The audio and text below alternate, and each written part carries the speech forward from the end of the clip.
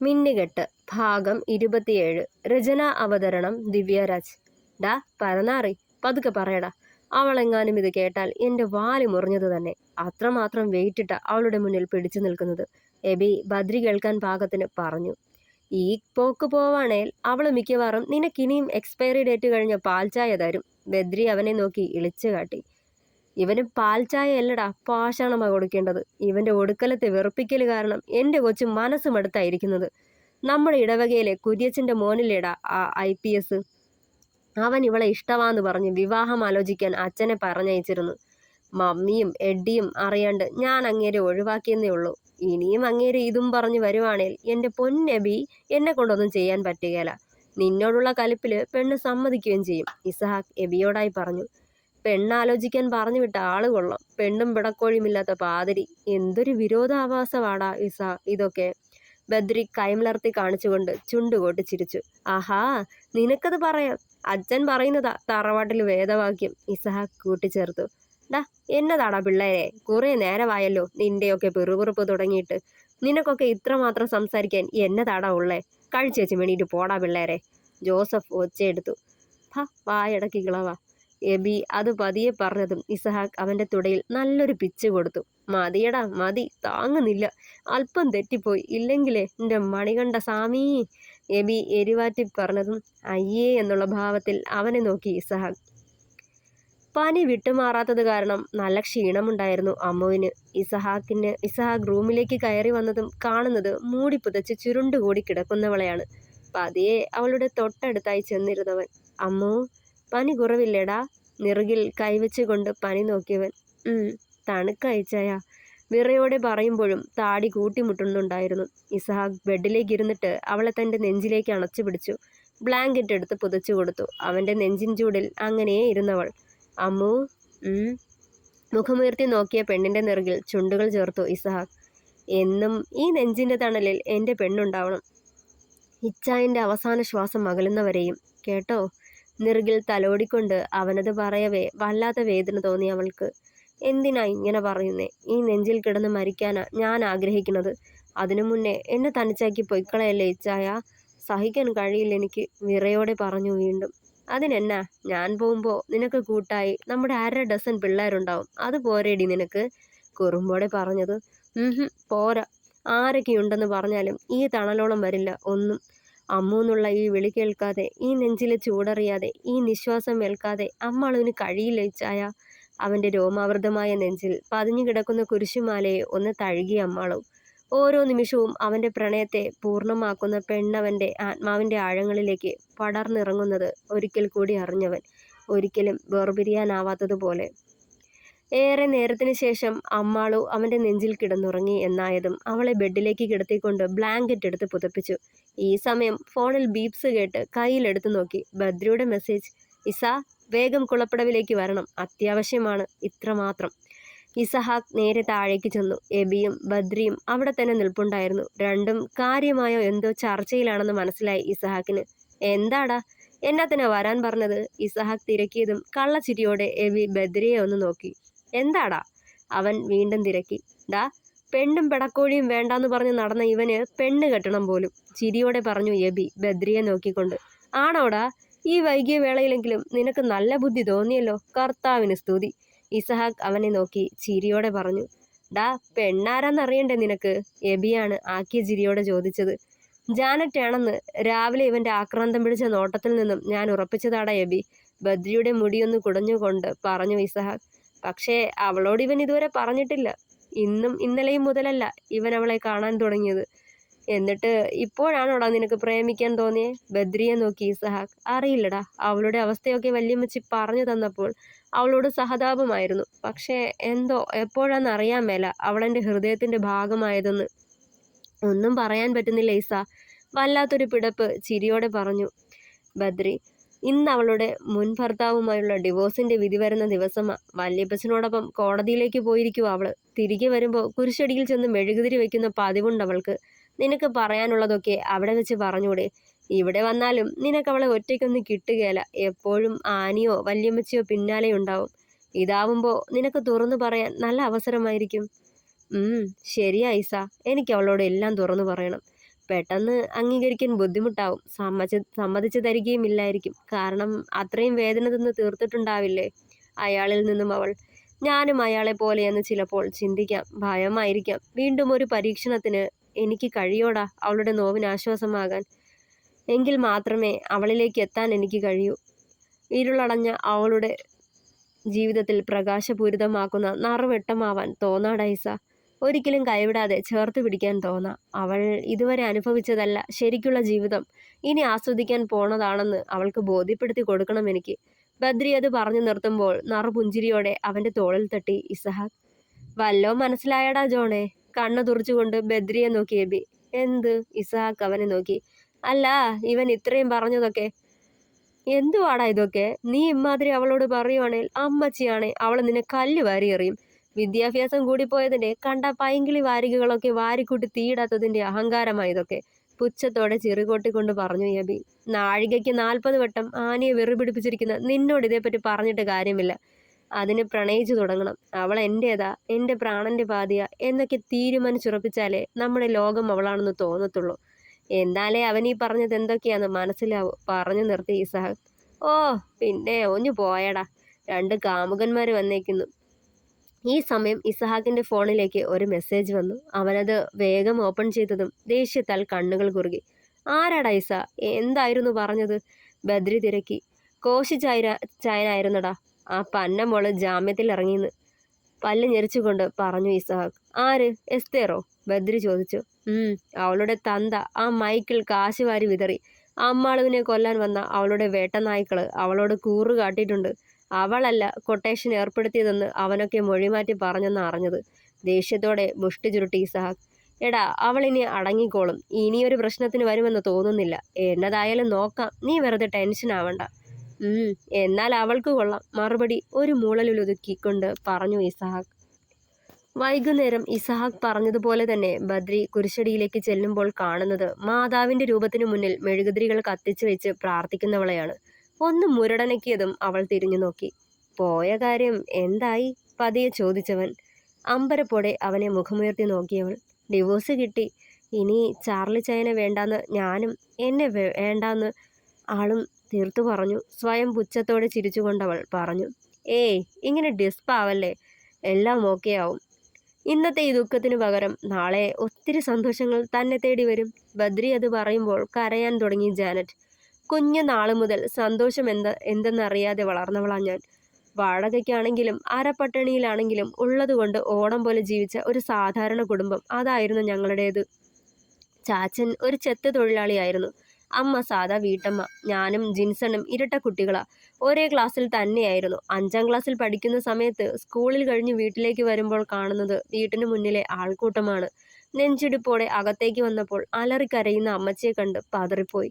ഓടിച്ചെന്ന് കെട്ടിപ്പിടിച്ചുകൊണ്ട് കാര്യം എന്താണെന്ന് തിരക്കിയപ്പോൾ അറിഞ്ഞത് ചാച്ചൻ ഏതോ പൊക്കമുള്ള തെങ്ങിൽ നിന്ന് നിലത്തേക്ക് വീണ് ഹോസ്പിറ്റലിൽ ICUവിലാണെന്ന്. പിന്നീടുള്ള ഞങ്ങളുടെ ജീവിതം നരകമായിരുന്നു. പട്ടിണിയും ദാരിദ്ര്യവും ഞങ്ങളെ വേട്ടയാടി തുടങ്ങി. ചാച്ചൻ കിടപ്പിലായതോടെ അതുവരെ കൂടെയുണ്ടായിരുന്ന സുഹൃത്തുക്കളും ബന്ധുക്കളും ഞങ്ങളിൽ നിന്നും അകന്നു മാറി. ആ ഇടയ്ക്ക പാലേക്കുന്നിലേക്ക് ഒരു വീട്ടുജോലിക്കാരിയെ വേണമെന്ന് പള്ളിയിലച്ചൻ അമ്മച്ചിയോട് പറഞ്ഞത്. ചാച്ചന്റെ മരുന്നിനും ഞങ്ങളുടെ പഠിപ്പിനും ഭക്ഷണത്തിനുമായി എന്ത് ജോലിയും ചെയ്യാമെന്ന് ഉറപ്പിച്ച് അമ്മച്ചി പാലേക്കുന്നിലേക്ക് വന്നു. പക്ഷേ ഞങ്ങളുടെ കഥയൊക്കെ കേട്ട വല്യപ്പച്ചൻ അവരുടെ വീടിന് തൊട്ടടുത്തുള്ള പുരയിടത്തിൽ നിന്ന് കുറച്ച് ഭൂമി ഞങ്ങൾക്കായി പതിപ്പിച്ചു തന്നു. അവിടെ ഒരു കുഞ്ഞു വീടും വെച്ച് ഞങ്ങളെ ആ വാടക വീട്ടിൽ നിന്നും ഇവിടേക്ക് കൊണ്ടുവന്നു. പിന്നെ പട്ടിണി കിടക്കേണ്ടി വന്നിട്ടില്ല. ആ വല്യപ്പച്ചൻ്റെ കാരുണ്യത്തിലാണ് ഞങ്ങൾ ഇങ്ങനെ കഴിഞ്ഞു പോണത്. കഷ്ടകാലത്ത് ഞങ്ങളെ തിരിഞ്ഞു നോക്കാതിരുന്നിട്ട് വർഷങ്ങൾക്കിപ്പുറം എൻ്റെ അമ്മാച്ചൻ ഞങ്ങളെ തിരക്കി വന്നു ഒരു വിവാഹാലോചനയുമായി. അമ്മയുടെ ആങ്ങള കൊണ്ടുവന്നതല്ലേ, നല്ല ബന്ധമാന്നൊക്കെ പറഞ്ഞപ്പോൾ ഇഷ്ടമല്ലെങ്കിൽ കൂടി ഞാൻ സമ്മതം അറിയിച്ചു വീട്ടിലുള്ളവർക്ക് വേണ്ടി. പക്ഷേ മതിയടോ, ബാക്കി എനിക്കും അറിയാം. തന്നെ എന്ത് പറഞ്ഞാശ്വസിപ്പിക്കും എന്നെനിക്കറിയില്ല. ആരെയും ആശ്വസിപ്പിച്ച് ശീലവുമില്ല. നാവിൽ വരുന്ന 2-3 വാക്കുകൾ കൊണ്ട് ഒരാളെ സമാധാനിപ്പിക്കാനാവുമെങ്കിലും അവരുടെ ദുഃഖത്തിന് അറുതി വരുത്താനാവില്ലല്ലോ. നന്നായി അറിയാം എനിക്കത്. പക്ഷേ അവരുടെ ദുഃഖത്തിൽ അവർക്ക് താങ്ങായാൽ ഒരു പക്ഷേ അവർ വീഴ്ചയിൽ നിന്നും കരകയറും. ചെറുചിരിയോടെ അവളെ നോക്കുമ്പോൾ മുഖം കുനിച്ച് നിൽപ്പുണ്ടായിരുന്നു. തന്നെ പോലെ തന്നാടോ ഞാനും. എൻ്റെ തല കണ്ടപ്പോഴേ അമ്മ എന്നെ വിട്ടുപോയി. പിന്നെ എനിക്കെല്ലാം എൻ്റെ അച്ഛനായിരുന്നു. എൻ്റെ ബെസ്റ്റ് ഫ്രണ്ട്, അമ്മ, ചേട്ടൻ, ചേച്ചി എല്ലാം. എനിക്ക് 4 വയസ്സുള്ളപ്പോഴാ എല്ലാവരുടെയും നിർബന്ധത്തിന് വഴങ്ങി അച്ഛൻ രണ്ടാമതൊരു സ്ത്രീയെ വിവാഹം കഴിച്ചത്. അതുവരെ അമ്മയുടെ സ്നേഹം എന്താണെന്നറിയാത്ത ഞാൻ ഒരുപാട് സന്തോഷിച്ചു.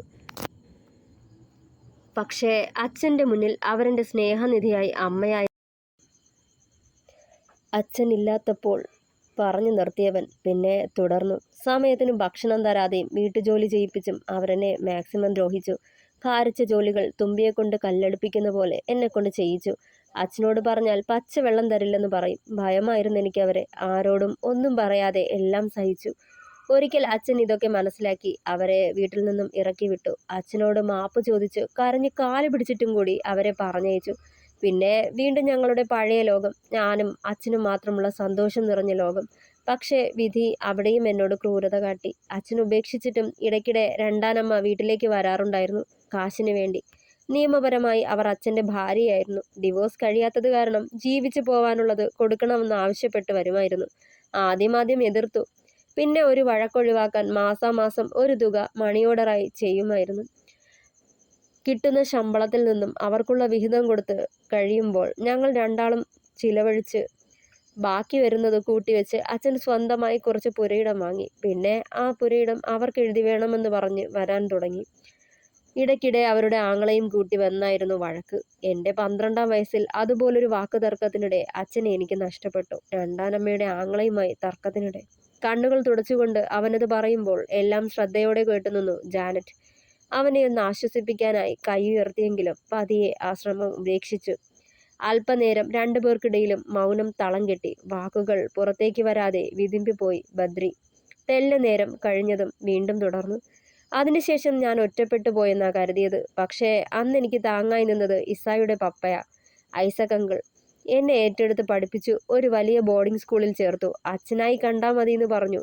എല്ലാ ദിവസവും ഹോസ്റ്റലിൽ വിളിച്ച് സുഖവിവരങ്ങൾ തിരക്കും.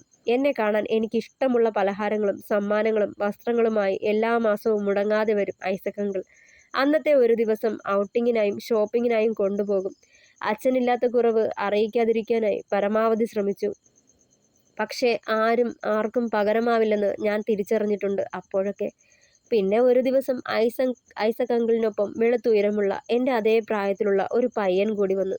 സംശയത്തോടെ അവനെ തന്നെ ഉറ്റു നോക്കി നിന്ന എനിക്ക് അവൻ അദ്ദേഹത്തിൻ്റെ മൂത്ത മകൻ ഇസഹാക്ക് ജോൺ ആണെന്ന് പരിചയപ്പെടുത്തി. അന്നും പതിവ് പോലെ അങ്കിൾ എന്നെയും കൂട്ടി ഔട്ടിങ്ങിന് പോയി. അന്ന് വൈകുന്നേരം പിരിയാൻ നേരം എനിക്കൊരു കൂടപ്പിറപ്പിനെയും കൂട്ടുകാരനെയും കിട്ടിയിരുന്നു. എൻ്റെ ഇസ. ജന്മം കൊണ്ടല്ല, കർമ്മം കൊണ്ട് എനിക്ക് കൂടപ്പിറപ്പായവൻ.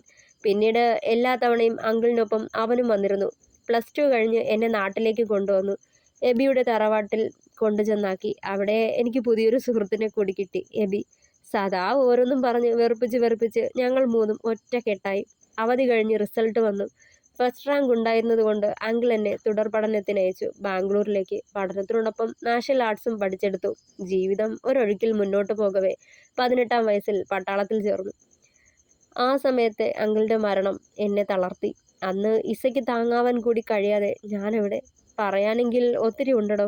ഞാനിന്ന് ഞാനായി നിൽക്കുന്ന എൻ്റെ ഇസയുടെയും അവൻ്റെ പപ്പയുടെയും കാരുണ്യത്തിലാണ്. എല്ലാവരും ഉണ്ടടോ ഒന്നല്ലെങ്കിൽ മറ്റൊരു പ്രശ്നം. മറ്റുള്ളവരുടെ ദുഃഖം അറിയുമ്പോൾ നമ്മളെടുത് വലുതായി തോന്നില്ല. വെറുതെ എപ്പോഴും നമ്മുടെ ദുരിതം മാത്രം ഓർത്ത് ജീവിച്ചാൽ മുരടിച്ചു പോവേയുള്ളൂ. ജീവിതം എത്ര വിശാലമാണതെന്നറിയോ? നമുക്ക് ചുറ്റും ആസ്വദിക്കാൻ എന്തോരം കാഴ്ചകളുണ്ടെന്നറിയോ? നമ്മളെക്കാൾ ബലഹീനരായവർക്ക് താങ്ങാവാൻ നമുക്ക് കഴിയുന്ന നേരം നമ്മളുടെ ബലം തിരിച്ചറിയും. നറുപുഞ്ചിരിയോടെ അവനെ നോക്കി ജാനറ്റ്. ഇപ്പോൾ തന്നെ ആരോരുമില്ലാത്ത എനിക്കൊരു ജീവിതം തരുമ്പോൾ താനും എനിക്ക് എൻ്റെ ബലം തിരിച്ചറിയും. കള്ളച്ചിരിയോടെ അവനത് പറയുമ്പോൾ ചിരിയോടിരിക്കുന്നവളുടെ കണ്ണുകൾ മിഴിഞ്ഞു വന്നു. ഇഷ്ടമല്ലെന്ന് മാത്രം പറയല്ലേ ജാനറ്റ്. അത്രയ്ക്കിഷ്ടമായിട്ടാ. Please please please. ആലോചിക്കാനൊന്നും നേരമില്ല. അതുകൊണ്ട് ആലോചിച്ച് പറയാനൊന്നും പറയുന്നില്ല. എന്തോ പറയാൻ തുടങ്ങിയവളുടെ വായിൽ കൈവച്ച് തടഞ്ഞുകൊണ്ട് പറഞ്ഞതും പെണ്ണിൻ്റെ ബോധം ഇപ്പോൾ പോകുമെന്നായി. സ്വന്തമായി ഒരു മാർഷൽ ആർട്സ് ട്രെയിനിങ് സ്കൂൾ നടത്തുന്നുണ്ട്. നിന്നെ അത്യാവശ്യം നല്ല രീതിയിൽ പോറ്റാനാവും എനിക്ക്. ഒപ്പം നിന്റെ വയ്യാത്ത അപ്പനെയും അമ്മച്ചിയെയും എൻ്റെ സ്വന്തമായി ഏറ്റെടുത്തോളാം. സത്യം. നാളെ ഞാൻ ഇസയെയും കൂട്ടി വീട്ടിലേക്ക് വരാം. അന്നേരം സമ്മതമാണെന്ന് പറയാൻ മാത്രം വായ തുറന്നേക്കണം. കണ്ണ് ചിമ്മിക്കൊണ്ട് ഒറ്റ ശ്വാസത്തിൽ പറഞ്ഞു നിർത്തിയവൻ. പിന്നെ തിരിഞ്ഞ് ഒരൊറ്റ പോക്കായിരുന്നു റോഡിനോരം ഒതുക്കിയിട്ടിരുന്ന കാറിനടുത്തേക്ക്. തറഞ്ഞു നിന്നുപോയി ജാനറ്റ്.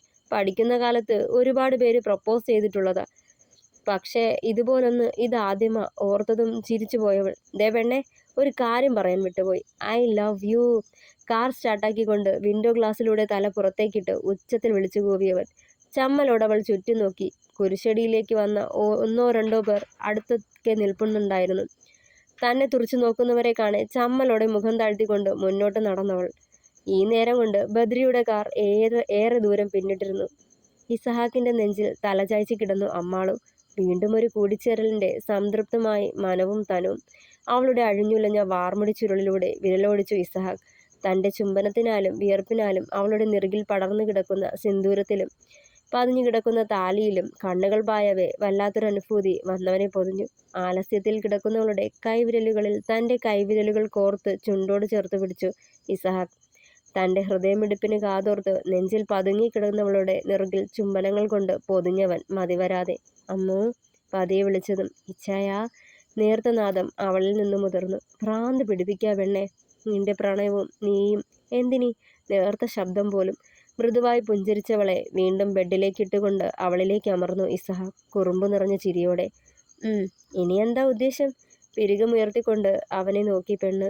ദുരുദ്ദേശമൊന്നുമില്ല, എന്നാലും എൻ്റെ പെണ്ണിനെ ഇങ്ങനെ നെഞ്ചിലേക്ക് അണച്ചു പിടിച്ചിരിക്കാൻ തോന്നുക എപ്പോഴും. ഇപ്പോ അത് തന്നല്ലേ ചെയ്യണത്? ജോണിന് എന്നാ പറ്റി? ഇപ്പോ പുറത്തേക്കൊന്നും കാണാനില്ലല്ലോ എന്നാ വല്യമ്മച്ചിയുടെ പരാതി. കുസൃതിയോടെ അവനെ നോക്കിയവൾ. നീ പറയാത്തതെന്തേ? ജോണിന്റെ പെണ്ണിനെ സ്നേഹം കൊണ്ട് പൊതിയുന്ന നേരവാ ഇത്. അതുകൊണ്ട് ജോൺ ബിസിയാന്ന്. അവളുടെ കവളിലൊന്ന് ചുണ്ടുകൾ ചേർത്തവൻ. അയ്യടാ, ദേ ഇച്ചായ, എണീറ്റ് പോയേ, നാണക്കേടാ ഇങ്ങനെ എപ്പോഴും റൂമിനുള്ളിൽ അടച്ചുപൂട്ടിയിരിക്കാൻ. കുറുമ്പോടെ അവന്റെ മീശത്തുമ്പ് മുറുക്കിയവൾ. ഓ പിന്നെ, എന്നാത്തിനാ നാണിക്കുന്നേ? എടി, ബൈബിളിൽ തന്നെ പറയുന്നുണ്ട്, ഒരു പുരുഷൻ പുതിയതായി ഒരു സ്ത്രീയെ വിവാഹം ചെയ്താൽ അവൻ പോകരുതെന്ന്. അവന്റെ മേൽ യാതൊരു ഭാരവും വെക്കരുത്. ഒരു സംവത്സരത്തേക്ക് താൻ വിവാഹം ചെയ്ത ഭാര്യയെ സന്തോഷിപ്പിക്കണമെന്ന്. അവളെ കള്ളച്ചിരിയോടെ നോക്കി ഇസഹാക്ക്. ദതിന് പോവണ്ടെന്നേ പറയുന്നുള്ളൂ. മുറിവിട്ട് പുറത്തേക്കിറങ്ങരുതെന്നും പറഞ്ഞിട്ടില്ല ഇച്ചായ. അവന്റെ നെഞ്ചിൽ പറ്റിച്ചേർന്ന് കിടക്കുന്ന കുരിശുമാലയിൽ മുത്തമിട്ടു അമ്മാളും. ആദ്യം ഈ യുദ്ധമൊന്ന് കഴിയട്ടെ, അത് കഴിഞ്ഞ് പുറത്തേക്കിറങ്ങുന്ന കാര്യം ആലോചിക്കാം.